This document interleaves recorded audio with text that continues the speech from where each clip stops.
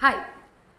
ജാസ്മിനെ പറ്റി ആ ഒരു മെമ്പേഴ്സ് എല്ലാം തന്നെ ഭയങ്കരമായിട്ട് ചർച്ചയിൽ ഏർപ്പെടുകയാണ്. മാത്രമല്ല കൺഫ്യൂഷൻ നമുക്കും തോന്നുന്നുണ്ട്. ജാസ്മിന് ഇത്ര പറഞ്ഞു കൊടുത്തിട്ട് മനസ്സിലാകാതെ ജാസ്മിൻ എന്ത് പേക്കൂത്താണ് ഈ കാണിക്കുന്നതെന്ന് മനസ്സിലാകുന്നില്ല. ഇതിന് നമ്മൾ എത്ര തന്നെ നമ്മൾ റിപ്പീറ്റഡ്ലി ആ കുട്ടിയോട് പറഞ്ഞിട്ട് കാര്യമില്ല. അത് വേറെ ഏതോ ഒരു ലോകത്താണ് ഉള്ളതെന്ന് തോന്നുന്നു. എനിക്കത് സംശയം തോന്നാൻ കാരണം അൻസിബ പുറത്ത് പോയിട്ട് വന്നിട്ട് അൻസിബ പറയുന്ന ഒരു കാര്യമുണ്ട്. ഒരു ഫോണ് സ്ക്രോൾ ചെയ്യാനുള്ള കാര്യം മറന്നുപോയി, നമ്പർ മറന്നുപോയി, ഒരുപാട് കാര്യങ്ങൾ മിസ്സിങ് ആവുന്നുണ്ട്, അങ്ങനെ കുറച്ച് ഔട്ട് ഓഫ് മൈൻഡ് ആകുന്ന ഒരു ടൈം ഉണ്ടെന്ന് പറയുന്നുണ്ട്. ഒരു പക്ഷേ ഇത്രയും വിജിലൻ്റായി ബ്രെയിനെ ഇത്രയും ഇത് കൊടുക്കുമ്പോൾ, സ്ട്രെസ്സ് കൊടുക്കുമ്പോൾ അതിനകത്തുള്ളവർക്ക് സംഭവിക്കുന്ന ഒരു സ്വാഭാവിക മാറ്റമായിരിക്കാം ജാസ്മിന് സംഭവിച്ചിട്ടുണ്ടാവുക എന്ന് തോന്നുന്നു. പക്ഷേ ക്ലിയർ ആയിട്ട് ഗബ്രി വന്നതിന് ശേഷം ജാസ്മിൻ ആ ഇൻഫർമേഷൻ കൃത്യമായി കൊടുത്തിട്ടുണ്ട് എന്നാണ് ഞാൻ മനസ്സിലാക്കുന്നത്. പുറത്ത് നടക്കണ എന്താണെന്ന് ശരിക്കും ജാസ്മിന് മനസ്സിലായിട്ടുണ്ട്. ആൻഡ് ജാസ്മിൻ പുറത്ത് നടക്കുന്നതും ജാസ്മിൻ കാണിച്ച കുറേ മെലോ ഡ്രാമയും ഗബ്രിക്ക് മനസ്സിലായിട്ടുണ്ടെന്ന്, ഗബ്രിക്ക് മനസ്സിലായതിൻ്റെ ഒരു ആഫ്റ്റർ എഫക്റ്റ് ആണോ ഗബ്രി ഈ കാണിക്കുന്നത് എന്നുള്ള കൺഫ്യൂഷനാണ് നിങ്ങളിപ്പോൾ കാണുന്ന ജാസ്മിൻ്റെ ടെൻഷൻസൊക്കെ. ഭയങ്കരമായി കരയുന്ന ഒരു സിനാരിയോ ഉണ്ട്. അതിൻ്റെ റീസൺ എന്താണെന്ന് പറഞ്ഞു കഴിഞ്ഞാൽ ഇവരുടെ ഇമോഷണൽ ആയിട്ടുള്ള കുറച്ച് സീൻസ് ബിഗ് ബോസ് പ്രദർശിപ്പിക്കുന്നുണ്ട്. എല്ലാവരും കരയുകയാണ്. ജാൻമണി അട്ടർ ഫ്ലോപ്പ്, ഭയങ്കര ഓവർ, ചുമ്മാ അങ്ങ് തകർത്ത് വിടുന്നു. ആൻഡ് ജിൻഡോ ശരിയായിരിക്കാം, ഒരു പക്ഷെ അവർക്കൊക്കെ ഭയങ്കരമായിട്ട് ഹേർട്ട് ചെയ്തിട്ടുണ്ടാകാം, ആരുമില്ല എന്നൊരു തോന്നലൊക്കെ വന്നിട്ടുണ്ടാകാം. ജിൻഡോയെ എല്ലാവരോടും ആക്രമിച്ചിട്ടുണ്ട്. അപ്പോൾ ജിൻഡോ പറയുന്നത് കറക്റ്റാണ്. പക്ഷെ ജാസ്മിൻ കാണിച്ചതും ഈ ജാൻമണി കാണിച്ചതും കുറച്ച് ഓവറായിട്ട് എനിക്ക് ഫീൽ ചെയ്തു. എല്ലാവരും കരയുന്നുണ്ട്. ആൻഡ് ശരണ്യ ഒന്ന് രണ്ട് കാര്യം എടുത്ത് പറയുന്നുണ്ട്. ഈ കാണിക്കുന്ന ഷോ ഭയങ്കര ബോറാണ് എന്നുള്ളത് നമുക്കൊക്കെ മനസ്സിലാവുന്നത്. എന്താണ് ഈ പെങ്കൊച്ചിന് മനസ്സിലാവാത്തതെന്ന് അറിയത്തില്ല. പുറത്തേക്ക് വന്നാൽ ഈ കുട്ടി ഇതെങ്ങനെ സർവൈവ് ചെയ്യുമെന്നുള്ളത് എൻ്റെ ഒരു വണ്ടറാണ് കേട്ടോ. ആക്ച്വലി ഭയങ്കര സൈബർ ബുള്ളിങ് ആയിരിക്കും ഈ കുട്ടിക്ക് നേരിടാൻ പോകുന്നതെന്നാണ് ഞാൻ മനസ്സിലാക്കുന്നത്. ഒന്നാമത്തെ കാര്യം, ഇനി ഇത് എങ്ങനെ വെളുപ്പിക്കും, ഇത് എങ്ങനെ ഒരു രൂപവും ഇല്ല. അറ്റ്ലീസ്റ്റ് ഇപ്പോൾ ഗബ്രി വന്നപ്പോൾ ഗബ്രി ഒരു ഡിസ്റ്റൻസ് മെയിൻറ്റെയിൻ ചെയ്യുന്ന കണ്ടാലെങ്കിലും ശരി, നമുക്കൊരു ഡിസ്റ്റൻസ് മെയിൻറ്റെയിൻ ചെയ്യാമെന്ന് പോലും തോന്നാതെ വീണ്ടും ഗബ്രിയെ ഓടിച്ചിട്ട് പിടിക്കുന്നു, കെട്ടിപ്പിടിക്കുന്നു. എന്താണ് അതുകൊണ്ടുള്ള ഒരു ബെനിഫിറ്റ് എന്ന് മനസ്സിലാവുന്നില്ല. ഒരു കംഫർട്ട് സോണാണോ? അത് നമ്മൾ സംസാരിച്ചിരുന്നാൽ പോരെ, കൈ പിടിച്ചിരിക്കുക, കെട്ടിപ്പിടിക്കുക. ഇതൊക്കെ ആളുകൾ ഇങ്ങനെ വിജിലൻ്റായി നോക്കിക്കൊണ്ടിരിക്കുകയാണ്. ഇവരെന്താ ചെയ്യാൻ പോണേ, അടുത്തെന്താണ്, അടുത്ത വാഴത്തോട്ടത്തിൽ എന്ത് സംഭവിക്കും, ഇങ്ങനെ തുടങ്ങി നമ്മൾ ഒരുപാട് കാര്യങ്ങളൊന്ന് ശ്രദ്ധിച്ചിരിക്കുന്നിടത്തേക്ക് ഈ കുട്ടി കണ്ടന്റ് അങ്ങ് ഇട്ട് കൊടുക്കുകയാണ്. അതോ ഇത് മനഃപൂർവ്വമായോ അല്ലാതെയോ ബിഗ് ബോസ് മാമാപ്പണി ചെയ്യുന്നുണ്ടോ എന്നും ഡൗട്ടുണ്ട്. പലരും സൂചനകൾ കൊടുക്കട്ടെ, 1 more day താനില്ല, പിന്നെ പുറത്ത് വന്ന് അറിയട്ടെ എന്നായിരിക്കാം. എന്ത് തന്നെ ആയാലും കപ്പ് ജാസ്മിന് കിട്ടണമെന്നുള്ളതാണ് എൻ്റെ പേഴ്സണൽ ഒപ്പീനിയൻ, അഭിപ്രായം. കാരണം ഇത്രയധികം അറ്റാക്ക് നേരിട്ട് ഇത്രയധികം പ്രോബ്ലംസ് ഫേസ് ചെയ്ത അവൾക്ക് അതൊരു ഇനാമായിട്ട് കൊടുക്കുന്നതാണ് നല്ലതെന്നാണ് എനിക്ക് ഫീൽ ചെയ്തത്. അത് ജെന്യുവനായി കൊടുക്കണമെന്ന് ആഗ്രഹിക്കുന്നത് ജിൻഡോയ്ക്കും അഭിഷേകിനും തന്നെയാണ്. ബാക്കിയൊക്കെ ഫേക്കായിട്ടാണ് എനിക്ക് ഫീൽ ചെയ്തത്. ഋഷി 100 days കവറപ്പ് ചെയ്തു എന്നതിനപ്പുറം ഋഷി വലിയ ഒരു അവിടെ കണ്ടൻറ്റ് കൊടുക്കുന്നതിലോ അല്ലെങ്കിൽ ഒരു പെർഫെക്ഷനോ ഗെയിമിലോ ഒന്നും കാണിച്ചിട്ടുള്ള വ്യക്തിയല്ല. സോ ഋഷിയേക്കാൾ ആപ്റ്റായിട്ട് എനിക്ക് തോന്നിയിട്ടുള്ളത് അഭിഷേകോ അല്ലെങ്കിൽ ജിൻഡോയാണ്. ജിൻഡോയാണ് പെർഫെക്റ്റ് എന്നുള്ളതാണ് മനസ്സിലാക്കുന്നത്. ഇന്നത്തെ ഷോ മുഴുക്കെ ഏകദേശം എന്താ പറയുന്നത്, കുറച്ച് കോംപ്ലിക്കേറ്റഡ്, കൺഫ്യൂസ്ഡ്, ഇവർ തമ്മിലുള്ളൊരു പിണക്കം, പിന്നെ ഇവരുടെ ഇണക്കം, ആകെ മൊത്തത്തിൽ ഇവർ എന്തൊക്കെയോ കാട്ടിക്കൂട്ടാൻ നന്നായി ശ്രമിക്കുന്നുണ്ട്.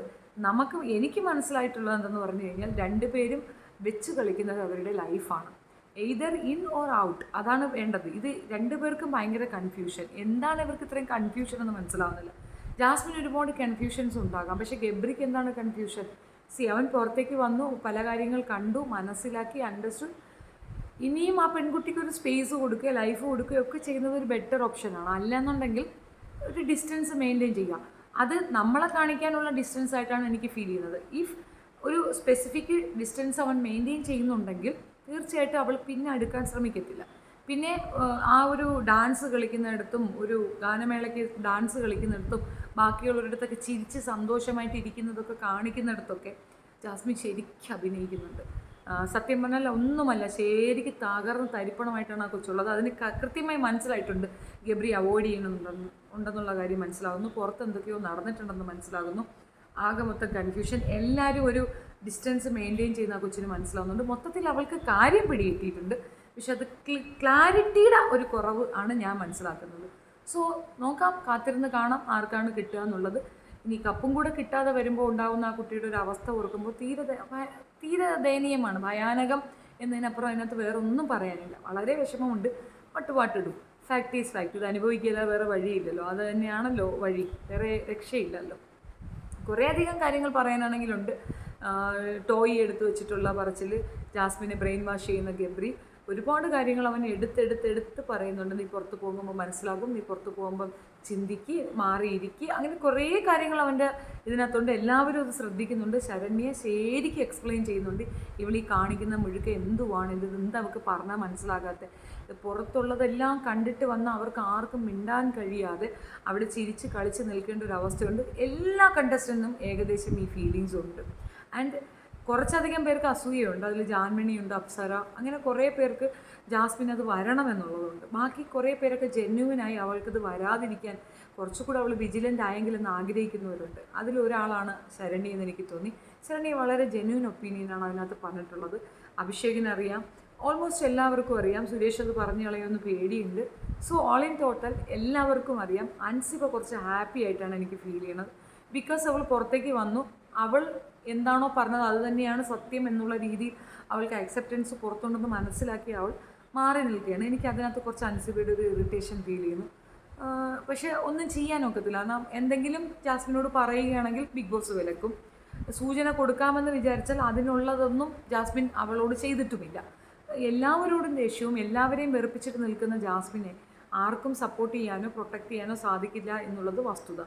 സ്വയമെങ്കിലും അത് ചിന്തിക്കേണ്ട ഒരു ഇതാണ്. പിന്നെ 23 വയസ്സ് എന്ന് പറയുന്നത് ഒരു വലിയ ചെറിയ പ്രായമാണെന്നാണ് പറയുന്നത്. എനിക്കങ്ങനെ ഫീൽ ചെയ്യുന്നില്ല. ഇത്രയധികം കാര്യങ്ങൾ അറിയണം, ഇത്രയും ആൾക്കാർക്കിടയിൽ ഇടപഴകി ജീവിക്കുന്ന ഒരു പെൺകുട്ടിക്ക് ഇങ്ങനെ ഒരു ലൈഫിലേക്ക് ഒരു ടേണിംഗ് പോയിന്റ്, ഇത്രയധികം ഡേഞ്ചർ സോണിലാണ് താനെന്ന് തിരിച്ചറിയാൻ എത്ര നേരം വേണം? നിസ്സാരം ഒരു കാര്യത്തിന് പോലും എയറിലേക്ക് പോയിട്ട് പിന്നെ താഴെ ഇറങ്ങാൻ അങ്ങേയറ്റം പാടുപെട്ട ഒരാളാണ് ജാസ്മിൻ. മുന്നാക്കയുടെ കൂടെ ഫേക്ക് ആയിട്ടുള്ള ഒരു ബ്രേക്കപ്പ് അതെടുത്ത് വീഡിയോ ചെയ്ത സമയത്ത് അവൾ അനുഭവിച്ച സൈബർ ബുള്ളിങ് അതിഭീകരമായിരുന്നു. പറയുന്ന കാര്യങ്ങൾക്കൊക്കെ വ്യക്തതയും പറയുന്ന കാര്യങ്ങളിൽ സത്യവും ഉണ്ടെങ്കിൽ കുറേയധികമൊക്കെ നമുക്ക് പ്രൂഫ് ചെയ്ത് ജയിച്ച് കയറാൻ പറ്റും. ഇതെല്ലാം നുണയും മൊത്തത്തിൽ കളവിൻ്റെ മേളിൽ കളവുകൾ വീണ്ടും വീണ്ടും പറഞ്ഞ് അത് ഗബ്രി എടുത്ത് പറയുന്നുണ്ട്. നീ എന്നോട് പോലും കളവാണ് പറയുന്നതെന്ന്. അങ്ങനെ എല്ലായിടത്തും ഫേക്കായി നിൽക്കുന്നത് ജാസ്മിൻ തന്നെയാണ്. പക്ഷേ ജാസ്മിൻ പൊളിഞ്ഞു നിൽക്കുകയാണെന്നുള്ളത് വ്യക്തം. അതിനകത്ത് ഒരു തർക്കവും വേണ്ട. അവൾ ആ 100 ഡേയ്സ് എന്നുള്ളത് ആരോ ഫോഴ്സ് ചെയ്തിട്ട് അവിടെ നിർത്തിയിരിക്കുന്നത് പോലെ നിന്ന് അത് മുഴുമിപ്പിക്കുന്നതായിട്ടാണ് എനിക്ക് ഫീൽ ചെയ്തത്. നിങ്ങളുടെ അഭിപ്രായം കമൻറ്റ് ചെയ്യുക. കേൾക്കാൻ ആഗ്രഹമുണ്ട്. Thank you.